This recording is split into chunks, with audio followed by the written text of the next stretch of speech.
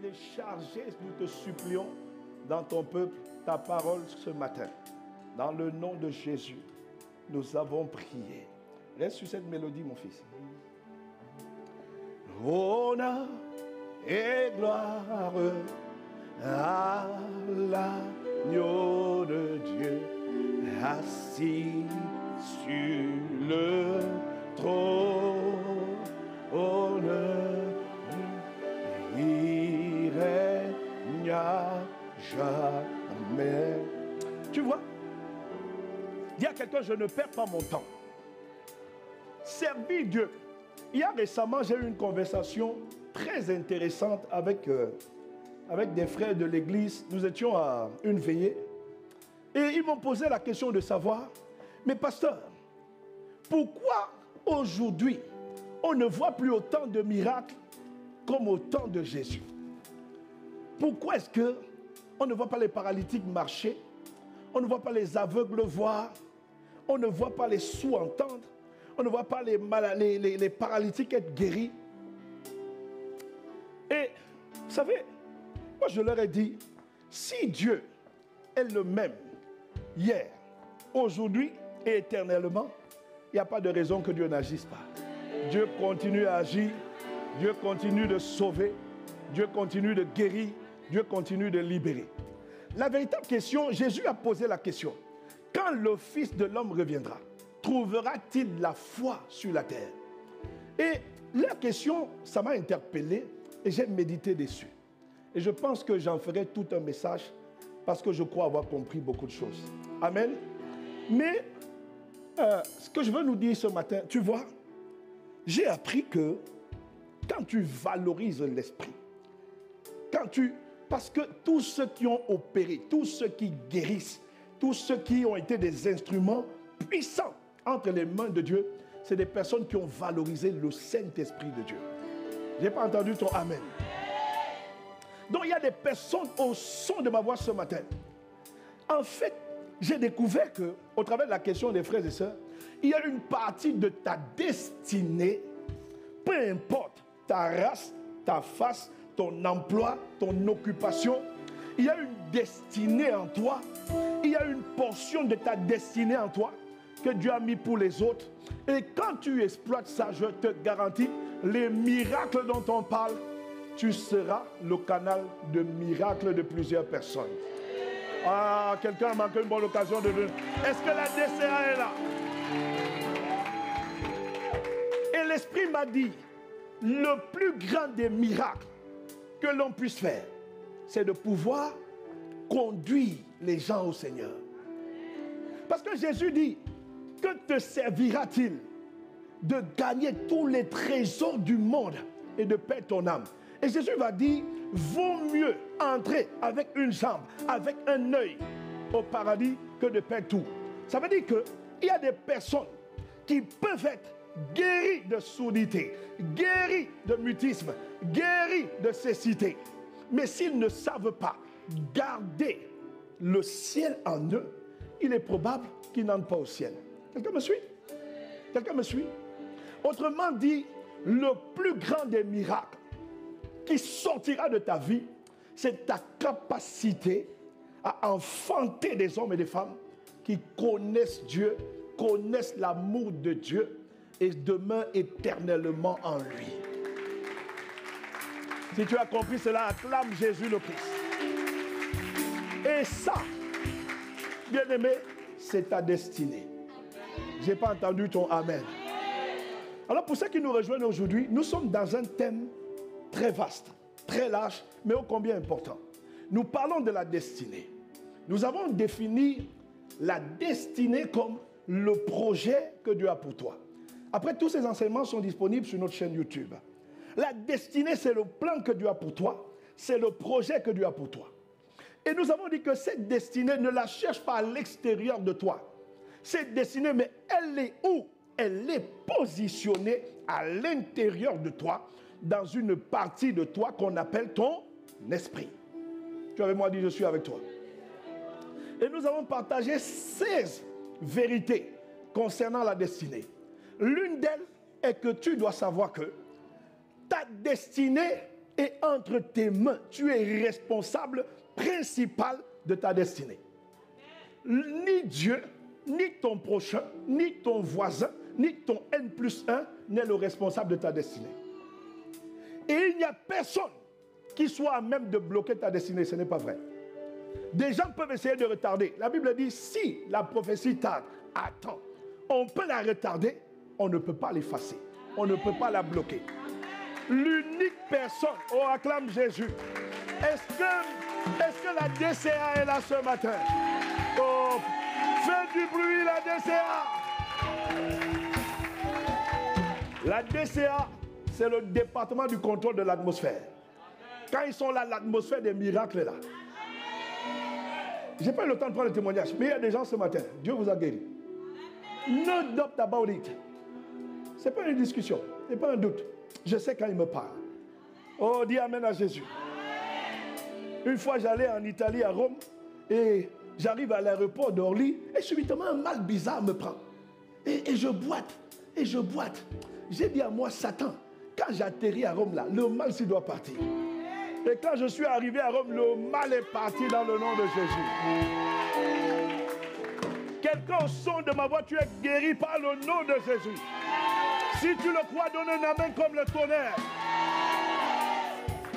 Donc je te dis, c'est que tu es le principal responsable de ta destinée. Les uns et les autres peuvent la retarder, mais ils n'ont pas le pouvoir de la bloquer. Même le diable n'a pas le pouvoir de la bloquer. Et Dieu non plus n'a envie de bloquer ta destinée. Donc il ne se permettra pas.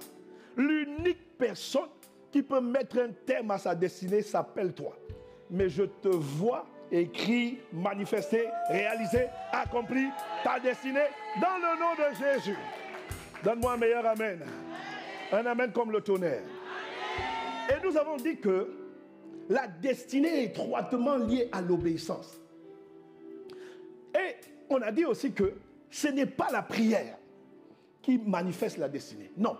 La prière te permet d'avoir les dispositions, d'avoir les capacités d'enfanter, de générer ta destinée.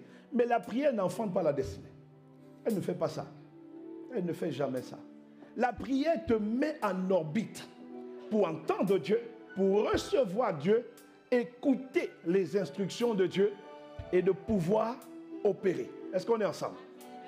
Ce qui fait jaillir la destinée, ce qui la prend à l'intérieur de ton esprit et l'amène à sortir, c'est ton obéissance. Amen.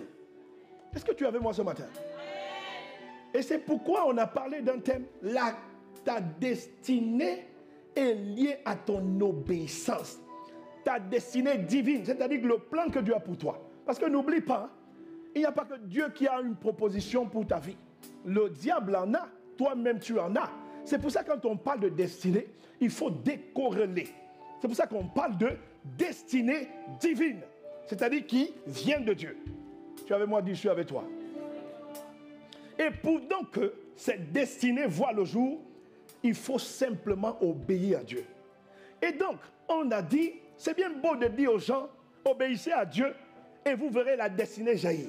Mais il faut aussi leur expliquer comment on fait pour obéir à Dieu. Est-ce qu'on est ensemble? Oh, si tu es avec moi, acclame Jésus. Au sujet de comment obéir, on a dit qu'on va partager 10 clés pratiques. Et cette liste n'est pas exhaustive, mais c'est une clé à main, c'est un guideline. Quand tu le fais, ces 10 facteurs-là, tu es certain que je suis en train d'obéir à Dieu. Est-ce qu'on est ensemble? Et cette obéissance, je te garantis, tu verras ta destinée être manifestée. Est-ce que quelqu'un le croit? Do you believe it? Say yes, I believe. Ah, il ne parle pas anglais ici.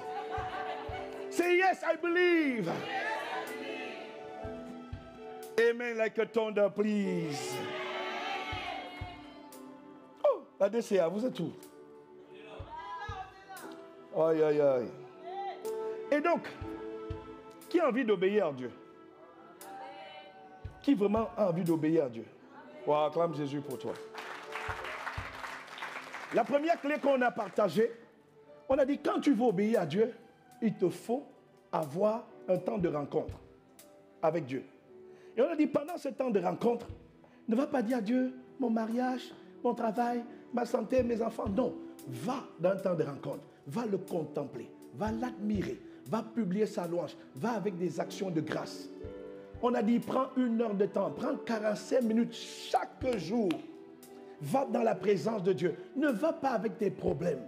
Va vers lui. Va dire, Seigneur, oh, tu es le Créateur, béni éternellement. Bon, Seigneur, aide-nous avec l'oreille que tu as créée. Quelqu'un acclame Jésus. Amen. Donc on a dit, il faut aller vers Dieu. Avoir un temps, merci la régie, un temps quotidien de rencontre avec Dieu tous les jours. Ça peut être le matin, de 5h à 6h, de 4h à 5h. Va dans ce temps, va contempler sa gloire, va bénir son nom. Tu vis en France, il n'y a pas de crépitement d'âme, c'est une grâce de Dieu. Tu es dans un pays où il y a un système de social, un système de santé de social qui œuvre efficacement pour la santé physique de ses habitants. Frère, il y a d'autres pays, c'est chaud. Hein? Tu tombes malade, tu arrives à l'hôpital. Avant de te toucher, on te tend la main. On te dit, il faut mettre de l'argent. Tu vis dans un pays où tu as la grâce, tu peux aller à l'hosto, on te traite avant de te parler finances. C'est une grâce. C'est des choses comme ça. Va dans la présence de Dieu. Bénis-le. Est-ce que tu prends le temps de bénir Dieu pour les entreprises en France, pour les employeurs en France? Il y a dans des pays où le taux de chômage, c'est compliqué. Donc on a dit les temps de rencontre, c'est les temps où tu vas. Tu bénis Dieu pour la paix. Tu bénis Dieu pour l'amour. Tu bénis Dieu pour le pays. Oh là là. Oh ya ya ya ya. La deuxième des clés que nous avons données, c'est d'avoir aussi des moments de prière. Quand tu pries seul, toi et Dieu, c'est bien. Prie aussi avec des frères. Prie aussi avec des sœurs. On a compris que deux valent mieux qu'un. Il ne faut pas rester seul. Va dans les familles d'impact. Va prier avec les uns, va prier avec les autres. Parce que la prière d'ensemble, la prière commune, on a donné l'exemple du paralytique. Être entouré, c'est une grâce divine. Le paralytique, paralysé, a connu sa guérison grâce à 4 amis qui ont pu l'amener dans la présence de Jésus. Est-ce qu'on est ensemble? Si tu es avec moi, dis je suis avec toi. Est-ce que tu es avec moi ce matin? En Marc 2, verset 3, la Bible dit, on veut lui amener un paralytique porté par 4 hommes. Tu dois avoir au moins 4 amis. 4 amis fidèles, 4 amis de confiance, 4 personnes qui prient avec toi. Tu partages la vision de ta vie avec eux. Tu relationnes avec eux. Est-ce qu'on est ensemble? Quand tu fais ces choses, tu es sûr que je suis en train d'obéir à Dieu. Est-ce qu'on est ensemble? Acclame Jésus. Ensuite, on a parlé de lire la parole de Dieu tous les jours. Tu ne peux pas obéir à Dieu si tu ne lis pas sa parole. L'obéissance à Dieu est liée étroitement à sa parole. Donc il faut être un lecteur de la Bible. Amen. On a parlé aussi de méditer. On a compris que la méditation est liée à l'accomplissement de notre destinée. Il dit à Josué, médite le livre de la loi jour et nuit. Ainsi tu réussiras dans toutes tes entreprises. Quiconque veut réussir, tu vas devoir aimer méditer la parole. On a compris le mystère de méditer la parole la nuit. On a vu que quand on méditait la parole la nuit, nos vies devenaient comme des aéroports qui permettaient à la gloire de Dieu de faire avancer ma vie même quand je dors. Aïe, aïe, aïe. Est-ce que je peux avancer aujourd'hui? Dis avec moi, avance. Alors la 5e des clés, pour pratiquer l'obéissance, il faut mettre en pratique la parole que tu lis et que tu écoutes. Est-ce qu'on est ensemble? Ne sois pas de ceux et celles qui écoutent la parole et ne la pratiquent pas. Ça ne t'aidera pas. La mise en pratique de la parole est le facteur qui prouve que tu es en train de te conformer à Dieu. Est-ce qu'on est ensemble? Ta destinée est contenue dans la parole de Dieu. En mettant en pratique la parole de Dieu, tu es en train de mettre en pratique les lois d'accomplissement de la destinée divine. Quelqu'un avec moi? Si tu es avec moi, dis je suis avec toi. En Luc 2, verset 37, Lévitique 25, verset 18, la Bible dit, mettez mes prescriptions en pratique. Respectez et mettez en pratique mes règles. Vous habiterez ainsi en sécurité dans le pays. Bien-aimé, écoute-moi. La mise en pratique de la parole de Dieu apporte dans ta vie un environnement de sécurité. Mettre en pratique la parole de Dieu suscite autour de toi un climat de sérénité. Est-ce que quelqu'un me suit? Ne sois pas de ce je t'en supplie. Ne sois pas de ceux et celles. Quand on a dit médite la parole la nuit, il ne faut pas aller ronfler la nuit. Quand tu écoutes une telle parole, prends des dispositions pour qu'avant de dormir, commence par 5 minutes, commence par 10 minutes. Récupère les textes que le pasteur partage. Faisons une méditation. Et on a parlé. On a une formation ici appelée au cœur de la Bible. Par cette formation-là, tu apprendras à méditer la parole de Dieu. Méditer, c'est quoi?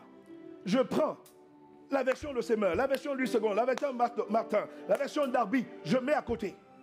Je lis le verset dans différentes versions. Et je me pose la question du comment, du pourquoi, du où. Il y a des questions que je dois me poser.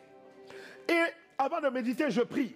Et je vais recevoir des directions divines. Est-ce qu'on est ensemble? Est-ce qu'on est ensemble? Et c'est ça, méditer. Avant de dormir, quand tu désires mettre en pratique la parole, désormais, normalement, cette semaine, tu aurais normalement commencé avant de dormir. J'ouvre ma Bible, je lis ma Bible. Et je me pose la question, mais pourquoi il a dit ça? À qui il a dit ça? Dans quel contexte il a dit ça? Comment est-ce que ça s'applique à ma vie? Et je prends l'engagement de respecter ce qui est dit. Est-ce qu'on est ensemble? Rappelle-toi, on a dit que méditer, c'est sortir de là avec une révélation. Est-ce qu'on est ensemble? Et donc, normalement, mettre en pratique la parole de Dieu, ça veut dire tous les jours maintenant, il n'y a pas un jour qui passe sans que soit je n'écoute la Bible, sans que soit je ne la lise. Est-ce qu'on est ensemble? Il n'y a pas un jour qui passe désormais, quand le jour arrive, peu importe dans la journée, prends tes heures de pause, au lieu d'aller manger pendant 1 heure de temps, prends 10 minutes, lis la parole pendant 10 minutes. 50 minutes tu manges, il n'y a pas de souci. Est-ce qu'on est ensemble? Le soir avant de dormir, prends 15 minutes, médite la parole. Pose-toi la question du pourquoi, du où, du comment, et de comment ça s'applique à ta vie. Et prie, dis Seigneur, donne-moi la grâce de mettre ça en pratique. Quand tu fais ça, tu es en train de vivre Lévitique 25, verset 18. Tu mets en pratique la parole de Dieu. Quelqu'un me suit? Est-ce que quelqu'un peut prendre l'engagement de le faire? Acclame Jésus. Dieu va toujours te donner des instructions pour te bénir. S'il te dit, mets en pratique ma parole, c'est dans ton intérêt. Ce n'est jamais dans son intérêt à lui. Est-ce qu'on est ensemble? Parce que quand tu mets, écoute-moi, quand tu mets en pratique la parole de Dieu, ton aspect extérieur ne change pas. Mais ton aspect intérieur devient un colosse, devient un être puissant. Est-ce qu'on est ensemble? Tu deviens comme un feu dévorant. Les sorciers réfléchissent par 1000 fois avant de t'attaquer. Quiconque met en pratique la parole de Dieu, tu es en train d'acquérir une stature interne hors du commun. Les gens te regarderont à ta taille, mais le monde spirituel te regardera à ta stature intérieure. Est-ce qu'on est ensemble? Voici pourquoi David pouvait avoir 17 ans, mais le petit avait une stature terrible. Il ne fallait pas le tester. Saül pouvait être roi, mais face aux démons, Saül était paralysé.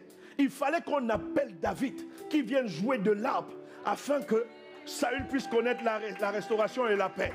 Je vois quelqu'un délivrer sa famille en mettant en pratique la parole de Dieu. Tu donnes un amen comme le tonnerre, ça se passe. Est-ce que ça va cette clé-là? La 6e clé. La plus dure pour les chrétiens. Cette semaine, le Seigneur m'a dit, Narcisse, tu vas jeûner à sec, sans boire, ni manger. Et ce n'est pas la première fois qu'il me fait ça. Dieu aime me faire les coups pareils. C'est là 8 ou 9 ans, j'étais à Limoges. Et un matin, je suis en train d'aller au travail. Et je sais par la grâce de Dieu entendre la voix de Dieu. Amen. Je prophétise sur ta vie que tu entendras la voix de Dieu. J'ai dit, je prophétise que tu entendras la voix de Dieu. Tu donnes un amen comme le tonnerre, ça se passe. Cette semaine, non là, un matin, je vais au travail et Dieu me dit, monte sur la montagne, je dois te parler. Il dit, prive-toi, sans boire ni manger, pendant 3 jours. C'était un lundi matin, je suis en train d'aller au boulot. Et frère, j'avais déjà préparé mon petit déj, mes 2 croissants, pain, chocolat et tout. Je dis, mais Seigneur, je fais quoi de ça? Il dit, ah, soit tu m'obéis, soit tu fais ce que tu veux faire. Avec dépit, j'ai pris mon petit déj. J'ai regardé ça, j'ai mis de côté, j'ai dit, ok, on va obéir. Et il m'a refait le même coup cette semaine. Hein?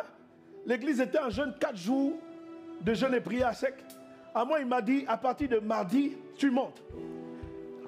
Et tu es à sec jusqu'à la fin du jeûne. Comme toi, je travaille. Comme toi, j'ai des occupations. Et j'ai obéi. Pendant 3 jours, sans boire, sans manger. Quand tu veux l'acclamer, acclame-le bien pour la gloire de Jésus. Pas pour la gloire d'un homme. Je vais t'expliquer un mystère du jeûne. Vous savez que j'ai lu l'histoire d'un sataniste un jour qui est allé jeûner 40 jours et 40 nuits sans manger ni boire. Il voulait une puissance. Dans le monde spirituel, quand les gens veulent la puissance, ils sont obligés d'avoir des privations. Et le diable leur dit, privez-vous. À certains, vous allez souvent voir des gens marcher nus. Des hommes pas fous, pas folles, avec le bon sens. L'ennemi leur a donné une instruction. Tu veux ma gloire, tu veux ma puissance, dénude de toi, va dans tel lieu public et balade-toi là-bas. J'en ai déjà vu. Des gens normaux qui arrivent, ils gardent leur véhicule. Ils sortent du véhicule et ils se pavanent nus. Ils marchent là. Un jour, Dieu m'a expliqué ce mystère-là. Il m'a dit, tous ceux et celles qui contemplent la nudité de ces personnes-là, ils sont en train d'être volés. Elle est en train de tirer leur gloire. Parce que la nudité est quelque chose de sacré. Quelqu'un me suit?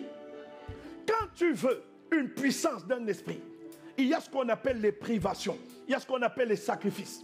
Et le jeûne et la prière, le jeûne, bien-aimé, est important quand tu veux manifester ta destinée. Quelqu'un me suit? Les gens, s'ils ne sont pas avec moi. Ici, vous êtes avec moi.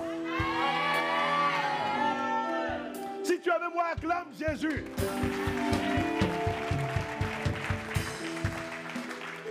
À ces satanistes, le diable avait dit, fais 40 jours et 40 nuits. Parce qu'il disait, je veux la puissance, je veux la puissance. Le diable a dit, fais. Et il a fait, frère. Quand il est sorti de là, il était redoutable. Tellement redoutable. Il pulvérisait beaucoup de chrétiens, beaucoup de pasteurs. Il est malmené, il est bastonné. Frère, ne joue pas avec le jeûne. Il y a une histoire dans la Bible. L'histoire d'un homme qui fait une guerre à Jézabel, la femme du roi de Moab. Et ce type a un terrain. Et le roi de Moab, le roi Akab, veut son terrain. Mais il dit au roi, je ne peux pas te donner mon terrain. Vous savez ce que Jézabel va faire? Jézabel va dire, ne t'inquiète pas, je vais te donner son terrain. Elle est allée prendre les magiciens de Baal, les sorciers de Baal. La Bible dit qu'ils ont jeûné. Et quand ils ont jeûné, Jézabel est revenue, la tête de cet homme a été coupée. Quelqu'un me suit? Je suis en train de t'expliquer que tu ne peux pas sous-estimer le jeûne. Jésus va dire, ce type de démon ne sort que par le jeûne et la prière. Il y a un temps de persécution qui va arriver, Église. Si vous ne savez pas vous priver, si manger pour toi est quelque chose auquel tu es habitué, tu es abonné, ça risque d'être compliqué. Je te préviens. Je te préviens.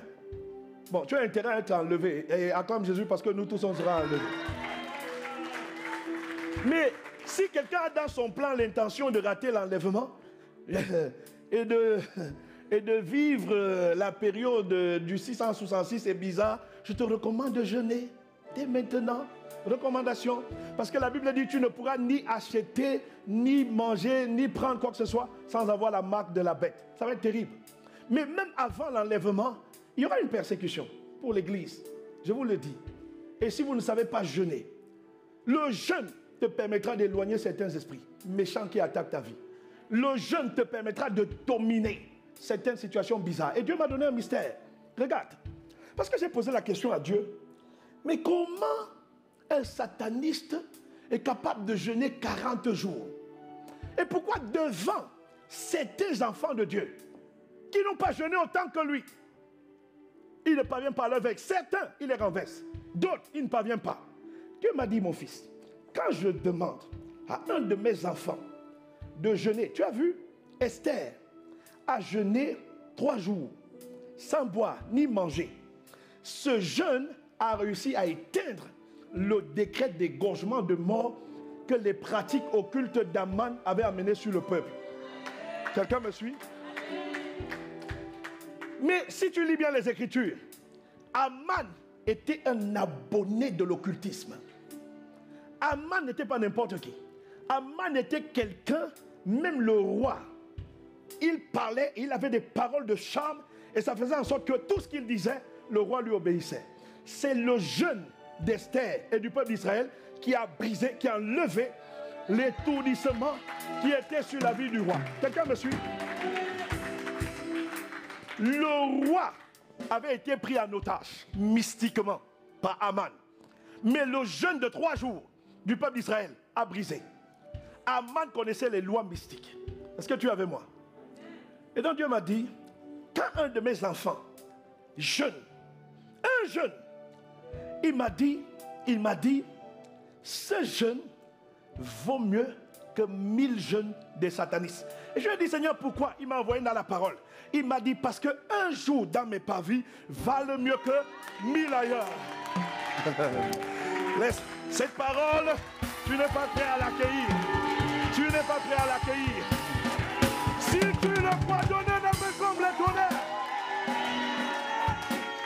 Voilà pourquoi, quand tu es sérieux avec Dieu, un sataniste peut aller jeûner 40 jours, 50 jours. Toi, tu as fait juste un jeûne sérieux dans la présence de Dieu. Ils te font la guerre. Ils ne t'atteignent pas. Pourquoi? Aïe, aïe, aïe, aïe, aïe. Est-ce que l'Église comprend le mystère du jeûne? Est-ce que l'Église comprend le mystère du jeûne? Aimez le jeûne. Cette semaine, j'étais à sec. Je suis allé au travail comme toi. J'ai travaillé. Et bizarrement, je ne me sentais pas fatigué. Je priais le matin. Je priais pendant les transports. Je priais la nuit. Et crois-moi, il ne m'a pas dit de jeûner pour moi. Il m'a dit, il faut que tu jeûnes pour l'Église. Il faut que tu jeûnes pour mes frères, pour mes enfants, pour le peuple que je t'ai confié. Quelqu'un me suit? Quelqu'un me suit? C'est pour ça qu'avec assurance que je te dis que cette semaine, tes portes sont ouvertes. Bon, il n'y a que ici qui ont dit Amen. Vous recevez la grâce au nom de Jésus.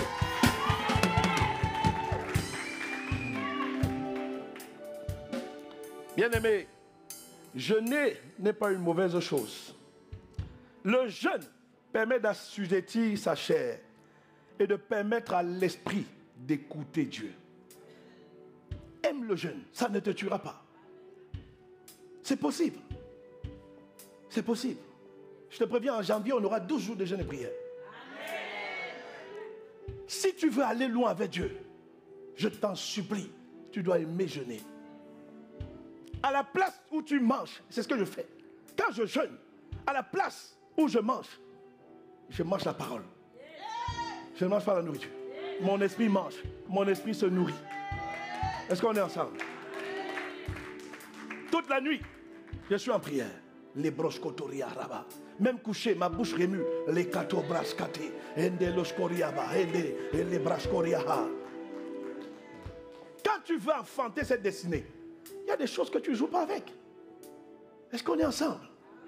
Recevez la grâce de jeûner au nom de Jésus. Je te dis, quand tu ne jeûnes pas, les satanistes jeûnent. Et ils jeûnent dans le pays, ils se privent. Ils font des pratiques de sacrifice. Les enfants de Dieu n'aiment pas le sacrifice. Après tu es étonné, pasteur, viens me coucher la nuit, ma vie est bloquée. Est-ce que tu payes le prix? Ce n'est pas la volonté de Dieu.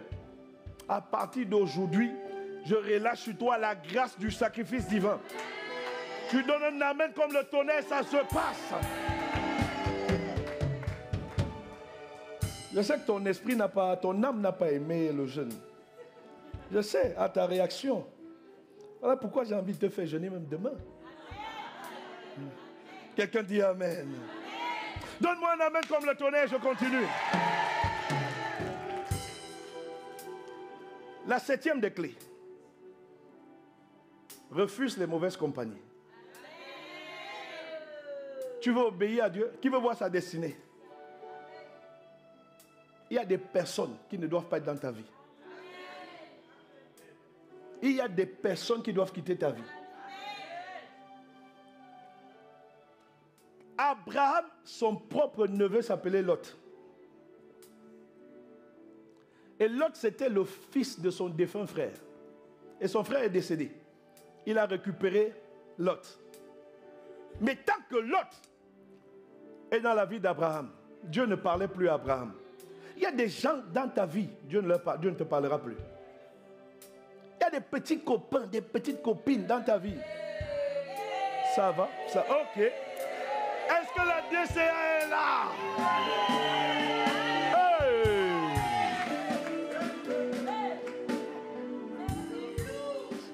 Moi, j'avais une ancienne fiancée avant de connaître maman Nathalie. Hey! Dis raconte! Oui, oui. Non, moi, je dis tout. Avant de connaître ma femme, comme moi, j'ai la grâce d'entendre, de voir, avec par la grâce de Dieu, je suis prophète. Mais j'étais devenu orgueilleux. Et un jour, je suis allé dans une réunion, et la voix le diable avait imité la voix de Dieu ce jour. Il y a une jeune fille qui est passée, et j'ai entendu la voix dire, voilà ta femme. Et je me suis approché d'elle. Quand je me suis approché d'elle, je lui ai parlé, je lui ai avoué mes sentiments. Et on a commencé une histoire. Vous aimez trop les histoires comme ça. Non, non, non, non. Je ne raconte plus, je ne raconte plus. Si tu veux que je raconte, lève-toi, tu acclames Jésus. Lève-toi, tu acclames Jésus. Hey. Et donc, je me suis approché d'elle et on a commencé une histoire de love to love, tu vois un peu. Hein? Et mon pasteur de l'époque, il vient me dire, mon fils, j'ai un problème avec la sœur là. Parce que le premier jour de notre rendez-vous, j'avais une réunion de prière à la maison que je devais conduire et je suis arrivé en retard à la réunion, pas en retard, à la fin de la réunion. Et j'ai débarqué à la fin et mon pasteur me dit, mais pourquoi tu es arrivé en retard? J'ai dit non, j'avais rendez-vous avec la sœur et je devais la ramener et tout. Bon voilà, on a eu des retards. Il me dit que, tu vois, toi tu allais l'évangéliser, mais c'est elle qui t'a évangélisé. Parce que tu vois, la sœur n'était pas vraiment en Christ. Et c'est moi qui l'avais conduit au Seigneur. Je dis à quelqu'un ici, il y a certainement une personne que tu vois, tu dis, ah non, vraiment, lui, il me correspond, elle me correspond, elle est claire. Parce que, tu vois, le pasteur Narcisse, moi, j'aimais les femmes claires. C'est vrai. Quand tu étais noir, là, machin, tu n'es pas mon goût. Parce que je disais à Dieu que moi, je suis déjà black. Je vais encore épouser une femme noire. Les enfants vont sortir comment? Donc, vraiment. Est-ce qu'on est ensemble? Est-ce que je continue? Oh, si je dois continuer, acclame Jésus. Oh là là là là. Et tu vois, donc, elle était claire, la sœur. Elle était claire. Et la première lettre, mon pasteur me dit, elle est en train de t'évangéliser de l'autre côté. Mais je dis, mais non, j'ai cru en Dieu, je suis prophète, Dieu me parle et tout, Dieu m'a parlé. Et mon pasteur dit, ok, frère, j'ai vécu 4 ans, parce que nos fiançailles ont duré 4 ans, je fais court, 4 ans de souffrance, 4 ans de détresse, 4 ans où je n'arrivais plus à entendre la voix de Dieu. Parce que tellement mon âme était assaillie de toutes parts, bombardée de toutes parts. je m'étais sans le savoir rapproché d'une Jézabel. D'une qui par sa beauté faisait tomber les hommes de Dieu. C'est la grâce de Dieu que je ne sois pas tombé. Oh, est-ce que je suis toujours avec l'église ici? Mais donne un amen comme le tonnerre à Jésus.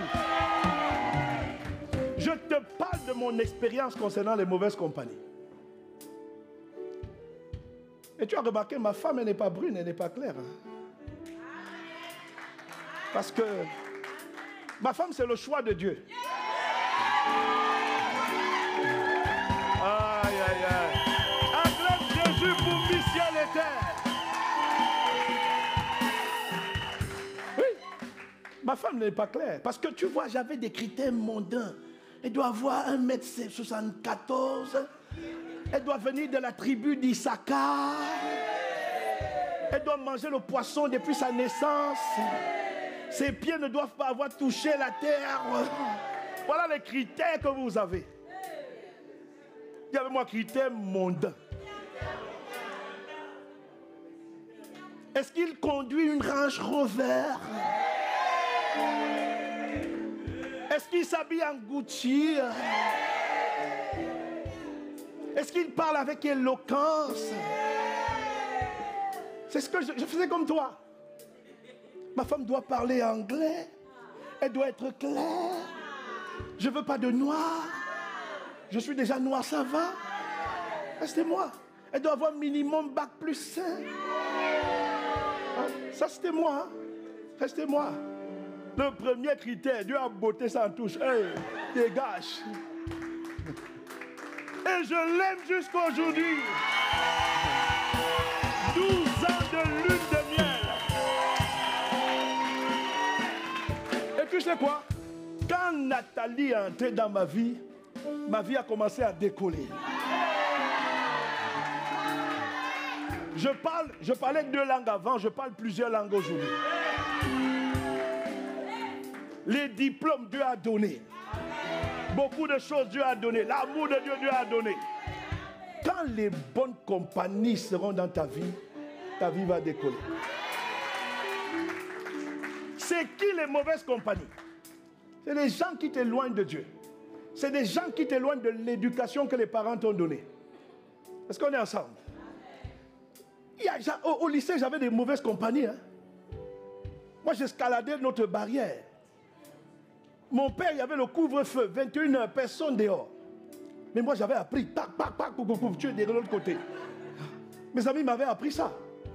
Je savais sortir de la maison, arranger l'oreiller, personne ne savait.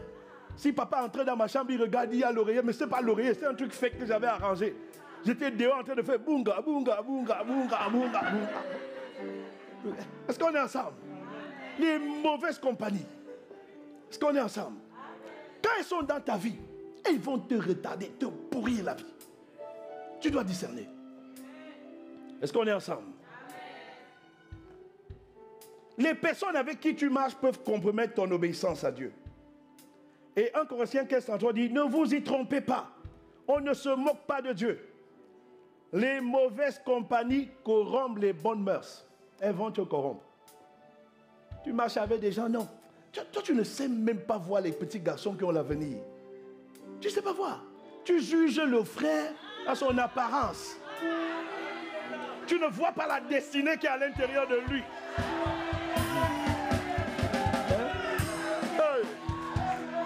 Est-ce qu'on est ensemble? Toi, tu es attiré par le goût de l'essence. Tu es attiré par le goût du carburant. Est-ce qu'il a une Tesla? Tu ne vois pas qu'il marche à pied aujourd'hui, mais demain, c'est un gouverneur.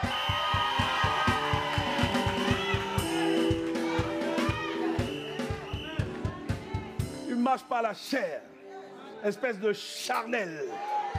Que Dieu te délivre de la carnalité. Oh, donne un amen comme le tonnerre à Jésus. Donne un amen comme le tonnerre. Les garçons là, si une fille s'intéresse à vous, parce que vous avez commencé à travailler, à avoir des bons parfums et à avoir des belles chaussures, il faut les fuir. J'ai dit qu'il faut les fuir. Elle doit s'intéresser à toi quand tu n'es rien. Maman Nathalie s'est intéressée à moi, je n'étais rien. Est-ce qu'on est ensemble? Mes premiers entretiens de travail, elle m'accompagnait. J'étais à l'interview là-bas, elle était dehors en train de prier pour moi, je n'étais rien. On a acheté notre première voiture, une Fiat Bravo, ensemble tous les deux. Ça coûtait 350 €. Elle avait donné 200 €, j'ai donné 150 €. Oh, acclame Jésus.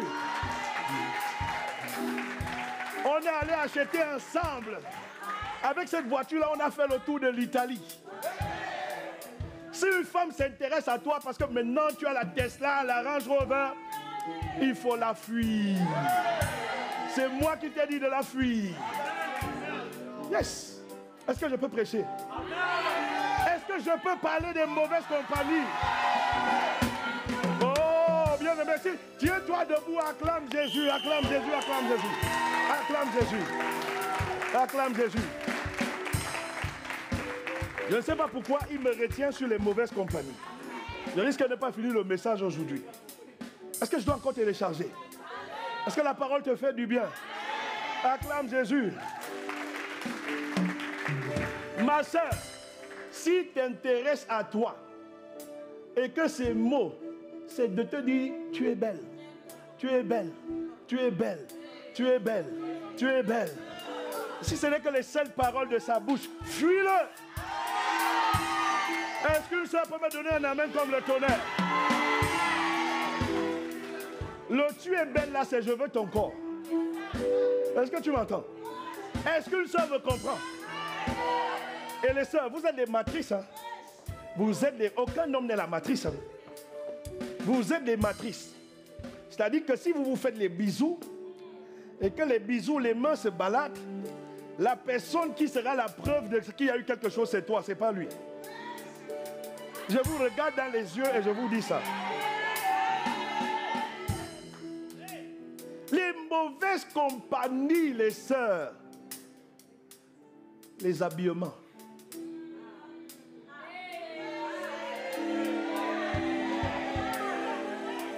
Vous venez à l'église perturber le climat spirituel des frères.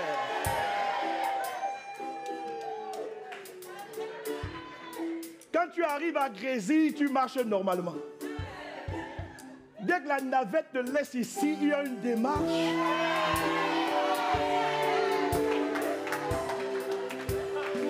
Je vois. Est-ce que je peux prêcher? Est-ce que je peux prêcher ce matin? Les frères, est-ce que je peux vous libérer ce matin? J'ai écouté le pasteur Yannick Djati. J'ai dit, il est pertinent dans ce qu'il dit. Une femme est allée le voir. Elle lui dit, pasteur, j'ai reçu un ministère. Mon ministère, c'est de consoler les hommes en mal dans leur foyer. Hey. Et elle lui dit que quand le couple est un peu en désordre, le ministère que Dieu m'a donné, c'est de prendre ces hommes-là, de coucher avec eux, de travailler à la réconciliation de leur cœur. Tu essayes ça avec moi. C'est le jour où tu meurs. Tu n'as pas donné un amen. Donne un amen comme le tonnerre. Et ça, si vous écoutez des Isabelles comme ça, la Bible n'a pas dit de gérer le péché, mais de fuir le péché. Prenez vos pieds, vous fuyez. Est-ce qu'on est ensemble? Les habillements. Souvent, je me demande, est-ce que les sœurs seront sauvées? Je peux prêcher? Non. Moi, je suis sincère. Je n'ai pas de souci avec les make-up. Je n'ai pas de souci avec les Brésiliennes, les Chiliennes, les... Il y a quoi d'autre là? Les Péruviennes, il y a quoi d'autre? Les Boliviennes, il y a quoi d'autre? Hein? Moi j'ai une collègue. Vous savez, nos frères caucasiens ne reconnaissent pas toujours. Aujourd'hui c'est bleu, demain c'est bleu marine, après c'est rouge, après c'est noir, après c'est bleu ciel. Souvent je dis, mais quand le Saint-Esprit, les anges viendront enlever, ils ont une photo avec des cheveux crépus, noirs, ils regardent, ils disent, mais ce n'est pas elle. Hey. Les sœurs, vous n'êtes pas d'accord, je sais. Habillez-vous bien. Amen. On n'a pas besoin de voir vos bénédictions corporelles. Ça entraîne plusieurs personnes dans les problèmes. Ça fait de vous des mauvaises compagnies. Les frères ne vous disent pas, mais ils sont à l'église. On est en train de chanter. Oui, je t'adore. Oui, je t'adore. Le frère a envie d'adorer, frère. Il est sérieux, il a envie d'adorer. Mais ses yeux viennent de voir quelque chose. Au lieu de contempler le Seigneur, l'image de ce qu'il a vu est là en train de le troubler. Trouble spirituel en plein dimanche. Dis avec moi, hey. Mais pourtant, ma soeur, si tu t'habilles bien, griffé, il n'y a pas de souci. Mets pieds cardins. Mets un beau pantalon là qui ne te moule pas. Mets une belle chemise qui te couvre, sois élégante. Parfume-toi bien, sois belle pour ton Dieu, belle pour ton mari. Il n'y a pas de problème. Est-ce qu'on peut acclamer Jésus? Il y a des habillements qui sont pour la chambre et la maison. Si tu veux mettre des jupes, évite la fente là, des fentes bizarres, frère. Comment tu peux mettre une jupe, la fente commence en bas, ça monte. Parfois ça arrive au niveau du dos.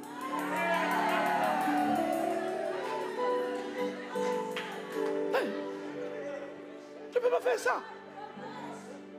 Can I preach? Can I preach today? Non, évitez ça. Évitez ça. Dieu a béni la poitrine. Mais tu t'habilles, les 3/4 de la poitrine sont dehors. Et le danger avait un pasteur comme moi qui est très spontané. Je suis très spontané. Là, si l'esprit dit commence à prier, je vais prier. Et quand il va voir les impositions des mains, ça part dans tous les sens. Et maintenant, le ministère des Soins passeront chercher les draps, au secours. Les draps.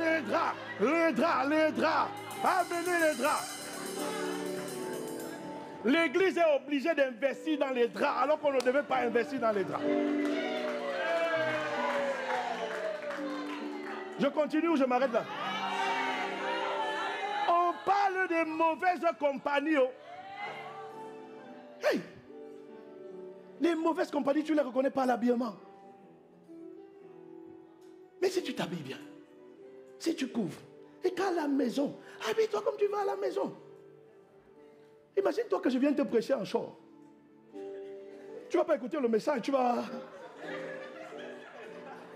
Imagine-toi. Visualise la scène. Le pasteur en short. En train de prêcher. Je n'ai pas dit en culotte, hein, en short. Parce qu'en été, on porte les culottes. Mais mon short de foot là, je mets ça le dimanche. Tu seras d'accord avec ça? Ah, pourquoi tu dis non? Parce que c'est pas... Bon, toi, tu es décente alors. Mon frère, tu es décent. Il y a des frères, tu t'habilles, tu moules, c'est serré, je ne comprends pas. Car oui, je vis. Il faut que j'adore le Seigneur, il y a trop d'ennemis là. Acclame Jésus.